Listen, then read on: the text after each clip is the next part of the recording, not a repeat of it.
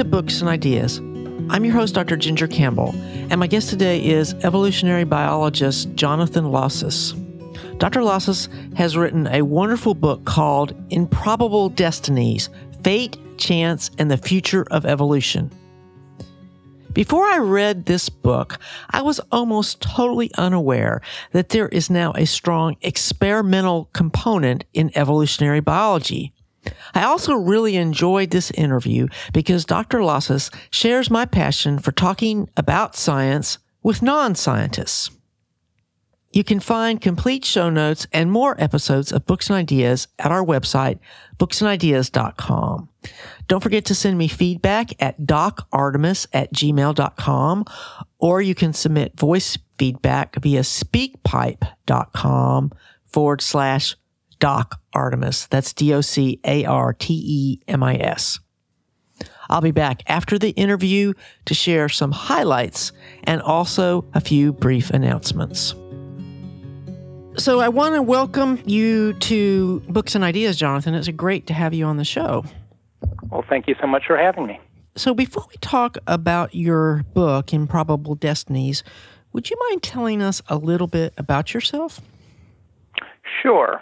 I'm an evolutionary biologist. That means I study how species have evolved in the past and how they are evolving today. I'm a professor at Washington University in St. Louis and also director of the Living Earth Collaborative, which is a biodiversity center that partners Washington University with the Missouri Botanical Garden and the St. Louis Zoo. And I do my particular research mostly studying lizards, how they've evolved and adapted to the various places they live. And have you ever been to Alabama? I think we have lots of lizards. I have been to Alabama, and you do have lots of lizards. It's a spectacular place for reptiles and amphibians. I was there a couple of years ago. Great. In fact, one of my favorite lizards, the green anole, is found there, and I saw it on the University of Alabama campus, on a sorority building, no less. Great, great. Jonathan, why did you write a book? I know it's a lot of work. Why did I write a book? Well, I think that it's important for scientists to present their ideas and their findings to the public. I mean, at the end of the day, most of our research is paid for by the public, one way or the other. And more importantly, science is so important to people's lives, yet they often don't understand it very well. I just think it's a duty of scientists, those of them who are interested, to tell the story of science, try to make it let people understand how science works, what we've found, and also to understand the scientific process, who scientists are, that we're just regular people, and how we go about doing what we do. And so that's why I decided to write a book. Great. That's why I do this podcast and my other show, Brain Science, which focuses on neuroscience, because I share your belief that people need to understand science. And unfortunately, the mainstream media doesn't do a very, very good job. They do a terrible job, and then you see, movies and television shows, and they portray scientists as almost alien beings, you would think. I think they do a lousy job of showing people what we actually do, what we're like, and how we do science. Well, I've gotten a lot of feedback from listeners over the years that hearing scientists like you talk helps people to realize that you're just a normal person. Sometimes the people even buy the books. Well, even better. But yes, I think that's great. I suspect that many people outside your field see evolutionary biology as something of a monolith, yet your book dispels that myth by bringing up some of the major unanswered questions in the field. Would it be a good place to start if we just start with an overview of the book? Sure. In some sense, the book is focused on one of the big questions in life, which is, were we fated to be here? Is it fate that we are here today as we are, or is it just a random fluke of the way things worked out? And in particular, it addresses the evolutionary side of that question, whether human beings, our species, Homo sapiens, was destined to evolve, or whether if things had happened differently in the past, perhaps we wouldn't be here, perhaps nothing like us would be here today. And it turns out that this has been a question that has interested biologists as well as everyday people for a long time. But it's been hard to actually get an answer to that. Now, let me give you a thought experiment to start with. As we all know, the dinosaurs ruled the world for a long time, for 100 million years, even more than that. And then about 66 million years ago, an asteroid slammed into Earth, in the Gulf of Mexico and basically led to the extinction of the dinosaurs. And so the question that I would ask is, suppose that asteroid hadn't hit Earth. Suppose it had been a near miss. Dinosaurs not wiped out. Would we be here today or something like us? Many people, many of my colleagues would say, no, we wouldn't be.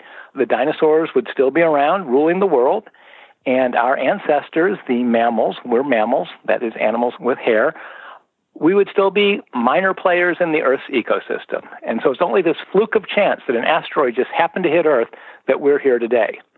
However, there are some scientists who disagree, who think that even if that asteroid hadn't hit Earth today, we still would have evolved, or something very much like us. Maybe even the dinosaurs, a type of dinosaur, would have evolved into a human-like form. And so that's the big question, is how fated was Earth to end up with its biosphere, its species that live here today? How fated was it to be like it is today, or is it just a random accident and life today could be very different? And so for a long time, people discussed this in philosophical terms as a thought experiment. And there was a famous evolutionary biologist and paleontologist named Stephen Jay Gould. He was a paleontologist at Harvard University. He wrote a very widely read books and columns in magazines. And he wrote a book called Wonderful Life, where he posed the question, what if somehow we could replay the tape of life, somehow go back in time, say 500 million years ago, and start over again? Just, as he'd say, press the play button again. Would life have played itself out in the same way? Would evolution have taken the same course? He argued that the answer is no, that minor little accidents, or maybe major ones, would have occurred differently and life would have been very different today. However, he said this is what the German word he uses, a Gedanken experiment, a thought experiment. We could never actually do this experiment, and so we'll never really know. Well, this book was published in 1989, and it was extremely influential. Lots of scientists were taken by the idea, and they tried to devise ways to actually test these ideas. And in fact, they found two different ways to essentially test this idea of replaying the tape, if you will. I mean, obviously, the best way to do that would be to invent a time machine and to actually go back and somehow change things. But of course, that's not possible. But scientists have found two ways to replay the tape of life in a smaller sense or in an analogous way and test this idea of how fated evolution is to occur in the same way, how deterministic is the technical term we use. And so that's what my book is about, is how these ideas were developed and then how scientists are testing them today. Right. And I've got several questions that I'm going to ask, but I want to start with the idea of convergent evolution. Could you explain that and maybe give an example? Sure. So convergent evolution is when two species evolve to be similar. Starting from a different ancestors, they evolve to be similar. Very often, the reason they do that is because they're exposed to the same environmental factors, the same natural selection pressures, and they are adapting in the same way. And probably my favorite example of that is if you look at a shark and a dolphin, and they're very similar looking animals. They're very streamlined with a torpedo-shaped body. They've got a powerful tail which propels them forward. They've got a fin on the top of their back, a dorsal fin for stability, and two large flippers in front that help guide them as well. It's actually very easy to mistake a shark for a dolphin or vice versa because they're so similar looking. Well, the reason is that they've adapted to the same lifestyle. They're fast-swimming marine predators, and so they've evolved the same solution to move quickly through water. And so that's an example of convergent evolution, two species adapting in the same way in response to the same environmental pressure. So that means if two species look similar, it doesn't necessarily mean that they are relatives. That's correct. In fact, scientists, it turns out, have been fooled in the past that species look to be similar, but when we study them carefully, we find out that they're not close relatives, that they've independently evolved their similarities. The other example I think is a very cool one is we're all familiar with cactus, which are plants that live in arid areas, and so they don't have leaves, but they have spines to defend themselves. Well, it turns out that in arid areas of Africa and Asia, there are plants that if you saw them, you'd say it's a cactus. But they're not cactus at all. They're a different type of plant in the euphorbed family, but they've evolved the same thick skin to avoid losing water and the same spines for protection. Wow. So one of the things I really enjoyed about your book was that you introduced the idea that evolutionary biology, I'm going to use the word evolved, no pun intended, that it's evolved an experimental branch, both using field and laboratory experiments. And your book's full of examples of this. So I was wondering if you could share a couple of examples, maybe one from your field work and one from the lab. So Charles Darwin was one of the most brilliant scientists who ever lived. He was able to solve many problems that no one had understood the answer. For example, how atolls form in the middle of the ocean. It turns out that they're coral reefs with a hole in the middle. Well, the reason is there used to be an island there, but the island sunk. And it was Darwin who figured that out. He figured out how plants grow towards light.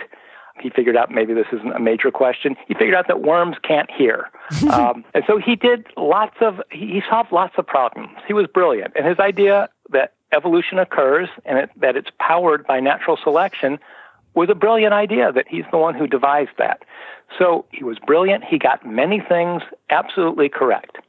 Now, Darwin thought that evolution occurred extremely slowly. But if you think about it, he had no evidence to base that view on. There was no one studying evolution at the time. And so, in fact, he drew his opinions from his knowledge of geology, which at that time was emphasizing gradual change, and from Victorian sensibilities of the age. In the middle of the 19th century, the ruling class in Britain, they thought change should occur very slowly because it was a tumultuous time and change was a bad thing. And so for those reasons, his view was that evolution was a very slow process. Well, he said that very strongly in On the Origin of Species, and basically based on his word, the field of evolutionary biology assumed that that was correct for about a century, until the middle of the 20th century. And then evidence started coming out that, in fact, evolution can occur very rapidly, that when conditions change, which means that there are strong new natural selection pressures, evolution can occur rapidly. And we're familiar with some of those examples, with bacteria evolving resistance to our drugs, with pests evolving resistance to pesticides, and so on. There's a famous case in England of moths that evolved very quickly to be black so that they would blend in with the trees that were covered by soot in the Industrial Revolution. That was reported in the 1950s and 60s. And so we came to understand that evolution actually can sometimes be very fast. Well, let me step back and say one more thing. Darwin was a great experimentalist. He did experiments on how plants grow, on the effect of worms turning over soil, and many other ideas. But it never occurred to him to do an experiment to test his greatest idea, evolution by natural selection, because he thought it would take so long. But we came to realize that if evolution actually can move very quickly, then you can actually study it in real time. And so people have been studying, actually doing experiments to test evolutionary ideas. Now, this started in the laboratory, and actually, even from the 1920s on, people studied fruit flies, where they would subject fruit flies, say, to higher temperatures and take the ones that survived the best and let them breed with each other. And sure enough, very quickly, they'd evolved to be able to survive higher temperatures. Or basically almost any trait in fruit flies, if you pick out the ones with an extreme trait, the biggest, the fattest, the fastest, the smartest, and select them generation after generation, you will get an evolutionary response. So people have been doing that in the lab for a while, but now with the understanding that even in nature evolution can occur quickly, people are doing experiments in the field as well. The first study that did this, which was just a fantastic study, had to do with guppies. Now, everyone is familiar with guppies, a beautiful fish you find in the pet store. What people don't know is that, well, they come from Trinidad, an island attached or very near to northern South America. And in nature, some guppies are very colorful, the males. It's the males who are colorful. In some places, the guppies are colorful, but in other places, they're quite drab-looking. And so some scientists went out and studied the guppies in different places in Trinidad, and they realized that the places where the guppies were drab, they co-occurred with a larger predatory fish. But in other places, usually higher up in the mountains, where the predatory fish didn't occur, there the guppies were very colorful. And so that suggested the idea that females, for some reason, prefer flashy, colorful males. And so in the absence of predators, the males evolved to become colorful because the females choose to mate with them. But in the presence of predators, they can't do it because the predators see the colorful males and capture them and eat them. And that, a very reasonable hypothesis, but it's a correlation. It's just you see colorful males only in the absence of predators. It suggests that, but it doesn't prove it. Well, the time-honored way to test such a hypothesis scientifically is to do an experiment. And that's just what this scientist did, a guy named John Endler. What he did was he took guppies from a pool that had predators in them and just moved them a little bit upstream above a waterfall where there were no fish, and he put them in that pool without the predators. And very quickly, in just a couple of years, the guppies evolved to be more colorful, thus proving the hypothesis that it is the presence or absence of predators that lead to the evolution of bright colors in guppies. So that's one example of how you can test ideas evolutionarily, that evolution can occur fast enough that you could actually do an experiment and look for an outcome. But Darwin did lots of experiments with breeding animals and plants, right? And it seems strange to me that he never thought of those as being, it sounds like from what you're saying, related to evolution. I mean, that breeding in a way is sort of artificial evolution. Well, you're absolutely right. The common term for that is artificial selection. When the breeder selects certain cows or certain pigs for a trait, and generation after generation selects for more milk or fatter animals, and you get an evolutionary response. That's a very good point. Why didn't Darwin think that he knew how fast breeds could be developed? He did it himself a bit. Why didn't he think that it occurred similarly in nature? I think the answer is that in artificial selection, the breeder is using very strong selection. That, for example, there might be 100 cows in your herd, 100 bulls, let's say, and they only take the 2 or 3 biggest ones and let them breed. And so that's really strong selection. 98% of the bulls don't get to breed. And I think Darwin just thought that in nature, selection wasn't anywhere nearly as strong, that it might just be a very minor advantage to being bigger. And so I think for that reason, he thought it would take much longer. So do the experiments that have been done support determinism or Gould's it was all chance point of view? Well, there have only been a few experiments in nature so far. So it's a little hard to say yet what those experiments show. But I do want to digress for just one moment and say that there's going to be a paper published very soon in the journal Science, an incredible experiment on mice. And I suspect that it will have been published by the time you air this podcast, which shows a brilliant example of setting up an experiment in nature, letting it run for 5 years or so, and seeing the same outcome occur multiple times in different populations. So there are a number of field experiments that are testing these ideas. But there are a lot more experiments in laboratories. So let me talk about the lab studies for a while.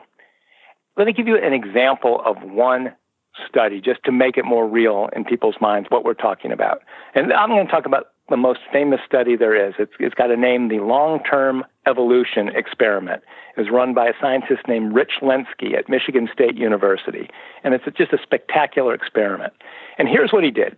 He took the bacteria E. coli. Now, we all know E. coli is this thing that gets into lettuce and so on and causes terrible sickness and is a very dangerous bacterium. But it turns out that actually there are lots of different types of E. coli, and the ones that Lenski and his colleagues were studying were completely harmless. And so don't imagine them in biohazard suits or anything like that. These are harmless bacteria. And what he did is he took a strain of E. coli that had been grown in the lab for many generations on a particular broth of nutrients. And that is to say, they live in a liquid, in a flask. And in the flask, the scientists put various things for the E. coli to eat. And so this strain had been growing on a particular type of food, if you will, for quite some time. And instead, he took one single cell of E. coli and put it in a flask with a different sort of food. And a sort of food they were not well adapted to eating. They didn't initially grow very well on this new food source. But he didn't actually do that for one cell. He did it for 12 cells. Basically, he was starting this experiment with 12 identical replicates. So they were all completely identical because they all came from the same source population, which itself did not have any genetic variation. They were all clones. And so he had 12 replicates of this experiment, and he asked, would these E. coli in the 12 cells adapt in the same way as they got better and better at eating this food? So what he would do is he and eventually a large lab of students and other workers, every day they would make a new batch of the food and take a few of the cells from the previous day and put them in the new flask and let them grow. Basically, the cells divide so that one cell becomes 2, 2 become 4, 4 become 8, and so on. And so every day he would take a few million of them. He would take a pipette and a little squirt of them, which had a few million E. coli, move them into the new flask. They would grow until they would eat all of their food, which took about 6 generations. And then they would just sit and wait. And then the next day they would do it again. So every day they were transferred to a new flask. But it was always the same food. He's done this now for 30 years. This has been going on for 70,000 or so E. coli generations. So it's an amazing experiment. And again, the question of this experiment is, would these E. coli adapt to this new environment they're in, the new food source, and would they adapt in the same way? So this is essentially a test of Gould's idea. He really is replaying the tape, but not by actually going backwards, but by just doing it in parallel, 12 tapes, if you will, playing out side by side. And so it was a brilliant idea. And so what he has found is a little bit of both sides are right, it turns out. Now, number one, I should say that these E. coli do adapt to the new food. And the way that you can quantify that, you can assess it, is by how quickly they grow. And initially they grew very slowly because they weren't very good at eating the food. But over time they've grown faster and faster at eating up their food. So they're getting better and better adapted to it. And when you look carefully let me just give you the chronology of this experiment, the time course of it. For the first 30,000 generations, the first 14 years or so, they all seem to get better at about the same pace. So they seem to be adapting in the same way as far as anyone could tell. And then 14 years after they had started, all of a sudden one flask got much better at eating the food.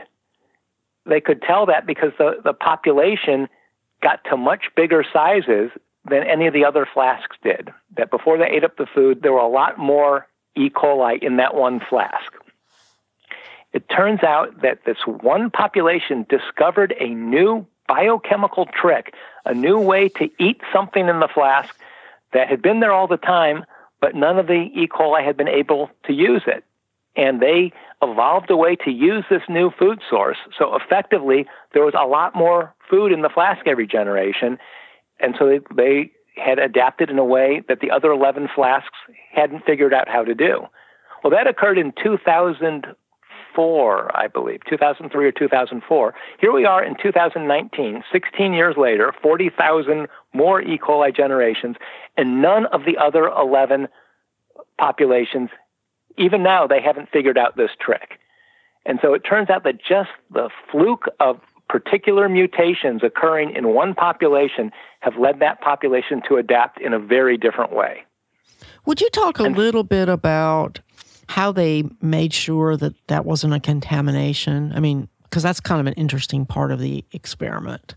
Yes. So let me, we'll get a little bit into the weeds of bacterial experiments.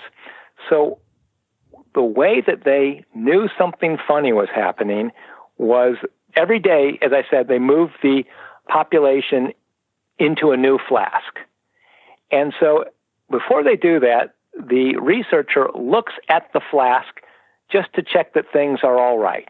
And the way he can tell they're all right, he or she, is that the flask is slightly opaque. And the reason it's opaque is that there are all these E. coli cells because they grow up to populations of, I think, something like 50 billion cells in this little flask. And so it makes the liquid a little opaque. And he checks to make sure that it's like that, he or she, because both men and women have worked on this project. And if the liquid were completely clear, as it is when they first put the E. coli into the flask at the start of the day, that means something has gone wrong. The population hasn't grown. On the other hand, if it's really cloudy, that means there's a huge number of bacteria in the flask, and that suggests that the flask has somehow gotten contaminated, that some other bacteria has gotten in there by accident and that they've got a problem. A couple times it had happened that there had been a problem. Now, you might think this is terrible. They've been doing this experiment for years, and one of the populations, something's gone wrong. Either they're not there or it's contaminated, and now you only have 11 populations. And then you'd have 10 and 9, and how can this experiment go on? Well, it turns out that there is a trick of bacterial biology that is very fortunate. It turns out that you can freeze E. coli and then revive them. Just unthaw them, and they'll be perfectly fine. Periodically, they freeze a sample. And so if they have to, they can throw out the flask and go back to the last frozen sample they have. Like a rerun. Like a rerun. And this will actually come back to be important in a minute. But I told you the wrong thing. So hold that thought for a minute, because actually they did something simpler. Every day when they put the flask into, they put a little bit of the population into the new flask, they put the old flask in the refrigerator, and they saved it for a day. So in this particular instance, the researcher came in, one of the flasks was really cloudy, he assumed it was contaminated, and so he went and he threw that out and took the previous day's flask and used that to inoculate the new flask for that day. He assumed it had gotten contaminated on Friday, so he used Thursday's flask for Saturday's new population. Well, the next day he came back and it was cloudy again. So again, there were a huge number of E. coli cells in that one flask. And so they came to realize that it wasn't contamination, that somehow this one population had figured out a way to eat food and get to much larger population sizes. So do you think this experiment in some ways seems to support Darwin's point of view that you would need a long time for something to happen? Because it seems like this particular event, because of the way this experiment was run, is a simulation of a much longer time frame. The combination of bacteria, which multiply much faster than we do, and the 12 parallel experiments, and then only one of the lines developing this ability. Well, that's an interesting point, but I would counter by pointing out that even though this particular adaptation didn't occur until 30,000 generations, the populations were evolving very quickly to get better at using the new environment they were in. That I don't have the exact figures with me, but they were able to grow, I think, twice as fast as they initially were able to do very quickly.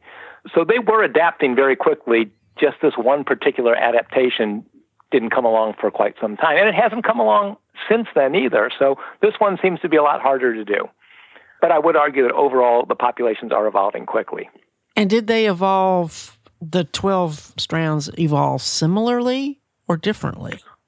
Well, the interesting thing is that this experiment started in 1988, I believe, and now it's 2018, 30 years later, and our ability to study DNA has increased incredibly. So now we're able to do things that seemed like science fiction 30 years ago. And so now this laboratory has actually been able to sequence the entire genomes of many of these E. coli populations, and so they can look at the genetic level and see just how similar all the DNA changes are. And there's actually, this is where the thing I told you about a minute ago comes into play. They have this frozen record, what they call their frozen fossil record, because they had been preserving samples of each of the 12 populations every 500 generations. So they can not only compare the 12 populations today, but they can look at how each population evolved over the entire course of 70,000 generations. And so it's an extraordinary record of evolution, both within each population and then comparing what's happened between populations.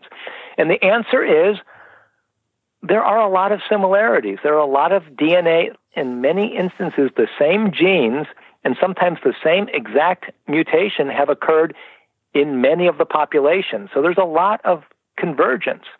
Yet there are also a lot of unique changes that only occur in one population as well.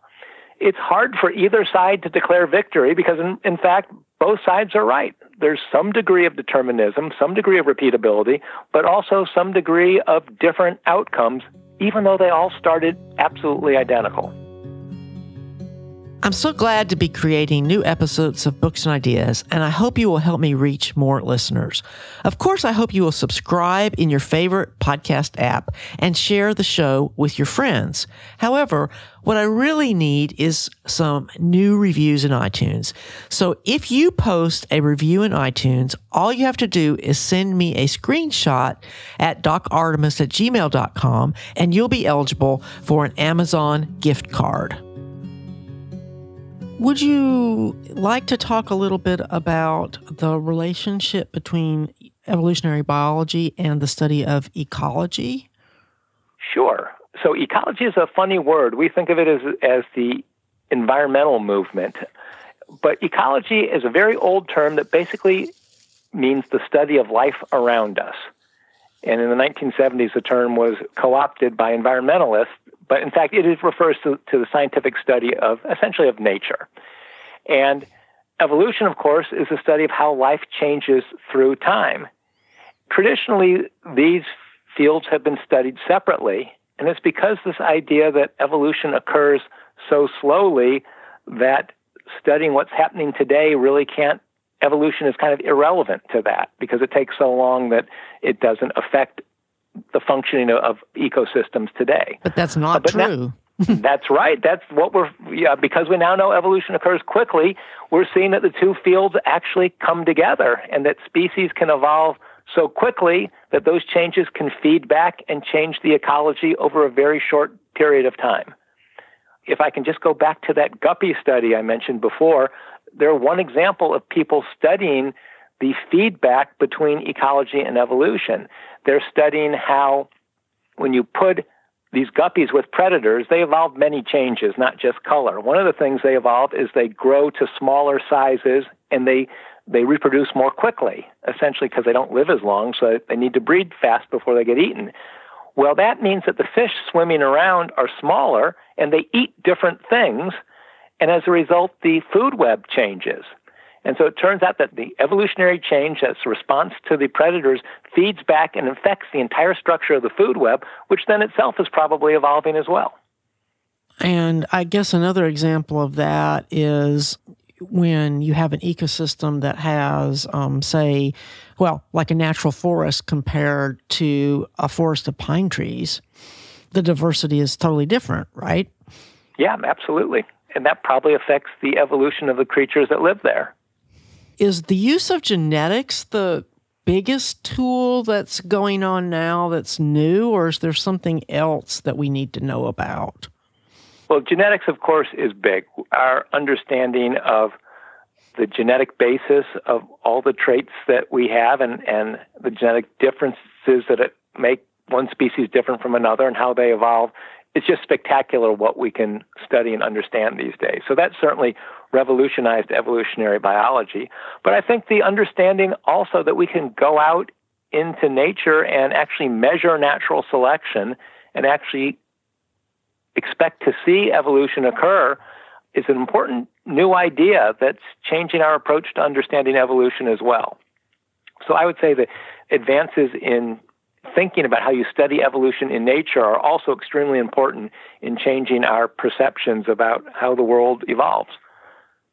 We've also gotten, I should say, a lot better at understanding the evolutionary relationships among species, how they're related to each other, to understand patterns that we see in the world today. That we can only know that the dolphin and the shark are convergent because we understand that the evolutionary tree, they're not closely related to each other. Well, no one ever thought that a shark and a dolphin were closely related, but a lot of other things that are more closely related, you need this evolutionary tree to understand whether they're what we call sister species, that is very closely related, or whether they're not so closely related. I mean, it's genetics that makes it possible for us to know that chimpanzees are our closest relative, right? Yes, but I need to qualify that because people were studying the evolutionary tree. It's called a phylogeny. People have been studying that for a century. And even based on non-DNA data, non-molecular data, most people thought that chimpanzees and humans were closely related. I think that's true. Not everyone agreed. But the DNA has certainly made that very clear. The people studying morphology, that is anatomy, in many cases got things pretty much right in terms of how species are related to each other. So what's the most important thing that you want listeners to come away with? There are a couple messages. One is just the way scientists do their work. And I have to say, one of the things I enjoyed the most about this book, I wrote about my own research with lizards, some, but I also wrote about the research on guppies, the research on E. coli, the research on many different study systems. And to do that, I had to interview people and learn the backstory about how their project developed, how they became scientists, and so on. And I have to say, it was great fun. People were incredibly generous in spending time giving me this information. I mean, some of these were old friends, some were colleagues I'd known a long time, some I'd never met before, but most people were extremely generous in telling me their stories. I greatly enjoyed then taking those stories and trying to write them and make them interesting. But I think the message is that scientists are regular people. They've gotten interested in science for one reason or another. And then the way that their particular projects develop, often there's a lot of happenstance, a lot of just luck, or one thing happens and leads them down one way and not another. I think a message that this book has is that scientists are just normal people who just are interested in the world around them and want to study it. That's one thing. I tried to make it an interesting book to read. I think the other important message is that evolution is occurring all around us in real time, that you can actually almost see it occur. That certainly it occurs over a period of very few years, and it allows us to observe the world around us and see how it's changing as we change the world. And there's no doubt that we are changing the world in many different ways, and that species, now some of them won't be able to survive, that we're changing it so radically, but others will be able to evolve to adapt to those new circumstances. And one of the questions is, can we predict how they will adapt? And I think the answer that my book suggests is that if we go out and study them, sometimes we will be able to predict their outcome, which may help us devise ways to conserve them. So what was the biggest surprise as you overlook your field and writing this book? Was there a surprise? One thing that I'm not sure I was completely surprised, but this phenomenon of convergent evolution, of species evolving the same adaptation when faced with the same environmental circumstance, turns out to be extremely common. That traditionally, evolutionary biologists have thought of convergent evolution as a great evidence of natural selection, but also have treated it as being somewhat unusual, that every new example has been greeted with, oh, what a fantastic new and unexpected finding. But in fact, it turns out that convergent evolution occurs quite commonly. And there have been several biologists who've written books basically compiling example after example of convergent evolution. And it turns out it's quite common. And so these people have in fact argued that this is evidence of nature replaying the tape, essentially, exposing species to similar circumstances, and they evolved the same outcome. And so they've argued that Stephen Jay Gould was wrong because of that, because convergent evolution is so common. And so that really was, to me, as I delved deeper, surprising to see just how common convergent evolution is. On the other hand, I think that they overstate their case a little bit, because there are also many examples of species that are very well adapted to where they live, and yet, even though those circumstances seem to occur elsewhere, nothing like that has evolved. And I want to give you my favorite example, if I could. New Zealand? Okay, that was my second favorite example, but I'll go there first, and then I'll go to my favorite example. New Zealand is really a fascinating place. It's an island that broke off from Australia maybe 80 million years ago. And so the plants and animals that are on New Zealand are pretty much unlike anything else in the world. Strikingly, there are no land mammals on New Zealand, no native ones. And so in their absence, other species have taken advantage of the opportunity to fill the ecological roles that mammals play elsewhere. And so in birds in particular do all the things that mammals do in the rest of the world. So the biggest herbivore, the animals that eat plant matter, is not a deer or a moose or a buffalo, because mammals don't occur there. It was. Sadly, it's extinct. It's a very large bird called a moa. A 10-foot high bird could weigh several hundred pounds, and it's just a big grazing bird. And so it's filling the same ecological niche as, say, a buffalo or an antelope, but of course looks nothing like that. And then my favorite bird is the kiwi, which is a small little bird that runs around on the ground. It can't fly. Its wings are almost completely gone.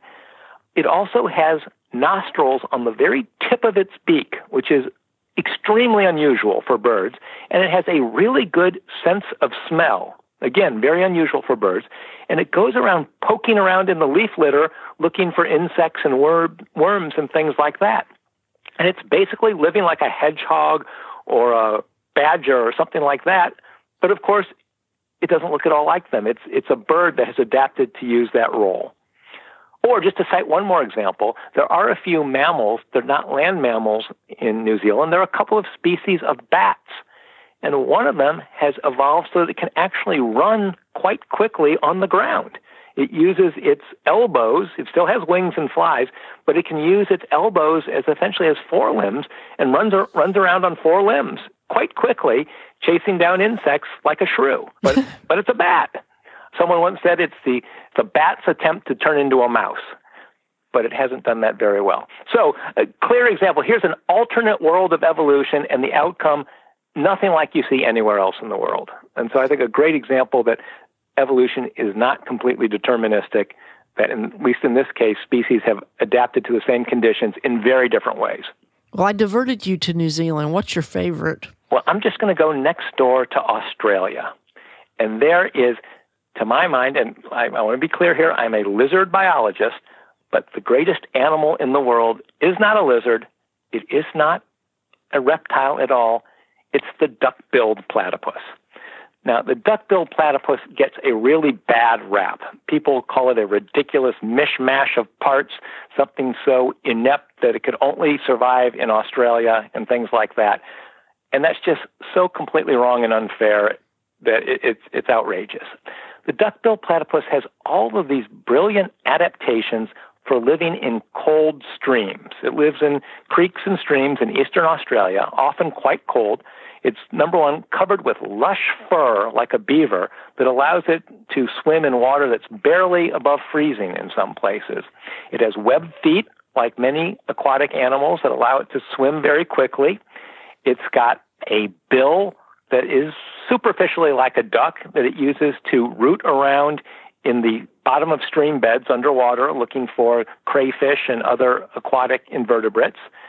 And it's got a variety of other traits like no other animal. There is no other animal like the duck-billed platypus. But its best trait is one people don't know about. It turns out that this duck bill, it's not like a duck's bill because the duck's bill is hard. It's a beak made of a hard surface. The platypus's bill is actually soft. It's leathery. And the bill is covered by thousands of little detectors, little receptors. And many of these are what are called Meccano Receptors. They're tactile, and they can detect basically little ripples in the water, that if a fish or a crayfish swims by, it makes a little current in the water, and the platypus can detect that with its bill, which is a pretty cool trick. But the other detectors are even better. They are Electro Receptors. They're able to detect electric discharges. Now, when any animal moves its muscles, you let off a little electric discharge. And so the platypus, when a crayfish moves one of its legs, the platypus, with its bill, can detect the crayfish, that electric current, and can find it underwater. And in fact, when they're swimming underwater, they close their eyes, they close their ears, they close their nose. The only way they are getting information about the world around them is by their receptors on their bill. And they're able to find a hidden crayfish in the bottom of the stream just by detecting the electric discharge. So the point is, it's a remarkably adapted animal to the streams in which it lives. And yet those streams are nothing special. When I grew up in St. Louis, there were streams pretty much just like that in my backyard. They had crayfish in them. They were rapidly moving. Where's my duck-billed platypus? Streams like that occur everywhere, and yet the platypus has only evolved in Australia. And so I think it's a great example of what we call an evolutionary one-off or an evolutionary singleton, something well adapted to environment, but no other species has evolved the same suite of adaptations. Do you think we're a one-off? Yes. Look around the world. Is there any other animal that has evolved to be like us? No. There's actually a whole bunch of them. Us, elephants, kiwis, a bunch of plants, giraffes, many species well adapted to where they live, and yet no parallels anywhere else now or ever. Can I give you an asterisk, though? Sure. There was just a paper that came out last week that claimed that something like a duck-billed platypus had evolved in the age of dinosaurs, a very big aquatic reptile. And they made a big deal. It had a bill like a platypus. And the bill was a little bit like a platypus, but it was kind of a stretch to say that it was a platypus-like animal. But just in case any listeners saw that paper, yeah, it's a little bit like a platypus, but it's not a platypus. So what unanswered question is driving you forward? So I study lizards that occur in the Caribbean and also in Central and South America, but I study them in the Caribbean. It's a dirty job, but someone's got to go out there and study them. And they're very interesting in the following way. They're lizards, they're commonly called anoles. They're in the genus Anolis, and they have evolved greatly on the big islands in the Caribbean, on Cuba, Hispaniola, Puerto Rico, and Jamaica. And on each island, they've had their own evolutionary diversification. So, for example, on Jamaica, an ancestral Anolis lizard got there maybe 7 or 10 million years ago, and it's now produced 6 species that occur there today that each one of them has adapted to a different part of the environment. For example, there's one that lives on tree trunks near the ground, and it has very long legs that let it run quickly and jump far to capture prey and battle with other members of its species. Then there's another species that lives on narrow surfaces, on twigs, and it's got very short legs that let it creep cautiously and carefully on the narrow and irregular surfaces. And so there are species adapted to different parts of the environment. Well, on Cuba or Hispaniola or Puerto Rico, the same thing has happened, that species have diversified and adapted to different parts of the environment. But the really interesting thing is that they've adapted in the same way on each island. So that twig species I told you about on Jamaica, if you went to Puerto Rico or Hispaniola or Cuba, you'd see a lizard that looks basically identical, living in the same part of the environment and behaving in the same way. And for the most part, this same set of habitat specialists has evolved independently on each island. So it's an incredible example of repeated evolution, not of just a single type, but of an entire community of lizards. And so that's what I've spent my career studying. And I think 2 of the really pressing questions that we're trying to investigate is, one, we're using these evolution experiments to actually understand how they evolve, to be able to try to change conditions and watch what happens so that we can see not just the end result, which we've observed already, but see the process by which species adapt to new circumstances. And so that's one of the things we're doing. And the other is we're trying to look at their genomes to see, have they, say the twig anoles, the species living on twigs on 4 islands, well, we can see that their anatomy has evolved to be very similar, and also their behavior. Have they done that by the same genetic changes, or is it's very possible that they've had different genetic changes that have produced the same anatomical outcome? And so we're just in the process of sequencing the genome of these species, and we'll try to find the genes responsible for different traits and see whether evolution is repeatable even at the genetic level. So plenty to look forward to. You bet. It's an exciting time. So with all the technology we have to answer these questions, it's a great time to be an evolutionary biologist. So what kind of advice do you have for students that might be interested in the field? Well, I think advice of several different types. Increasingly, we're understanding that to see the big picture, you need to be broadly knowledgeable, which is really difficult because fields have become so rich in knowledge, even within one little sub-discipline, that it's easy to become highly specialized, but you lose the big picture. So I think particularly early on, students in high school and college try to learn widely and see the connections between different types of science and find what really interests you. I would also put a plug in for studying what we call natural history, to understand organisms as they exist in the natural world. It's easy with all the power of laboratory approaches like molecular biology and computer remote sensing and many other highly sophisticated technological approaches to spend your entire life in the laboratory or at the computer screen and not actually go outside and see what organisms do in their natural world. But at the end of the day, if we want to understand biological diversity, we need to understand the biology of species. And that's a topic that doesn't get the respect it deserves, but we really need people outdoors understanding nature to understand the world around us.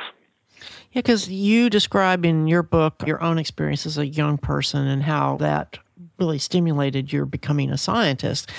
And kids don't have as many opportunities to be out in the natural world as they used to. I mean, the opportunities are almost not natural. They have to be contrived. You don't just go out and explore the creek anymore. Everybody's parents are such helicopter parents. Yep, I agree. It's a real problem. There's a term that some people have coined for that. They call it nature deficit disorder, that kids just don't get out into nature and learn about it and become fascinated by it. I definitely agree. It's a real problem. Do you have an opportunity with your work with the botanical gardens to do stuff with kids? I guess that would be a good starting point. Well, certainly the Botanical Garden and also the St. Louis Zoo, they have great education programs from the youngest kids on up. And so they're working very hard to reverse that. One of the great programs they have is the inner city kids who are particularly deprived of the opportunity often to see nature. They take them out into Forest Park, which is this large park here in the middle of St. Louis, and show them nature not far from where they live. So there are a lot of great programs in our new partnership. We're trying to pair that with things going on at the university. Great. Is there anything else you'd like to share before we close? Well, it's really important to get out into the natural world and spend time watching plants and animals. There's a lot to be learned, and they're fascinating subjects, and they repay the time. If you just sit down and watch even a squirrel or a cardinal or a worm, you'll be fascinated by the lives they live. Well, I really appreciate the time you've given to me today, and I'm looking forward to sharing this episode with my listeners. Well, thank you so much. It's been a lot of fun. I really enjoyed talking with Jonathan Losos about his book, Improbable Destinies, Fate, Chance, and the Future of Evolution. As he mentioned during the interview, the book is full of great stories about real people, so I hope you'll check it out. Now, I don't read about evolution on a daily basis, unless you count dealing with antibiotic resistance every day as a physician. So I learned a lot I didn't know from this book. It was interesting to realize that evolutionary biology has become an experimental science. And there are two types of experiments, those that are done in the wild and those done in the lab. Both routes have led to new discoveries. Scientists have come to appreciate that convergent evolution is extremely common. Convergent evolution is when species that are not related evolve similar traits. The most well-known example is something that Dr. Losos didn't even mention, and that is the evolution of the eye. The other main idea we explored was the question of whether evolution is predictable or random. If a phenomenon is completely predictable, scientists will often use the term deterministic. Stephen Jay Gould was a famous paleontologist who argued that evolution was not predictable, which is why he said that the tape of life could not be replayed. The examples we explore today seem to indicate the true answer is somewhere in between the extremes, all random, all deterministic. It reminds me of that old nature versus nurture argument, where usually the answer is both. There is a surprising amount of predictability in evolution, but random events also appear to have huge consequences. A good example would be the meteor that led to the extinction of the dinosaurs. The other surprise is that evolution can actually occur much more rapidly than has long been assumed. Although clearly this is more true for organisms like bacteria than complex multicellular organisms. One important implication of all this work is the possibility that evolutionary biologists and those interested in ecology might pool their efforts to find ways to help more species survive the rapid changes that humankind has unleashed on our Earth. I'd love to hear what you think about this episode. You can write to me at docartemis@gmail.com or submit your voice feedback at speakpipe.com/docartemis. The show notes for this episode can be found at our website, booksandideas.com, and I'm going to include the 2 papers that Dr. Losos mentioned during the interview. If you're active on Facebook, you can visit the Books and Ideas fan page and feel free to post your comments there. And don't forget, you can win an Amazon gift card if you send me a screenshot of your iTunes review. Books and Ideas will be coming out on the 15th of every month. Between episodes, I hope you will check out my long-running podcast, Brain Science, or my newer show, Graying Rainbows. Thanks again for listening. I look forward to talking with you again very soon. Books and Ideas is copyright 2019 to Virginia Campbell, MD. You can copy this show to share it with others, but for any other uses or derivatives, please contact me at docartemis@gmail.com. Theme music for Books and Ideas is The Open Door by Beatnik Turtle. Please visit their website at beatnikturtle.com.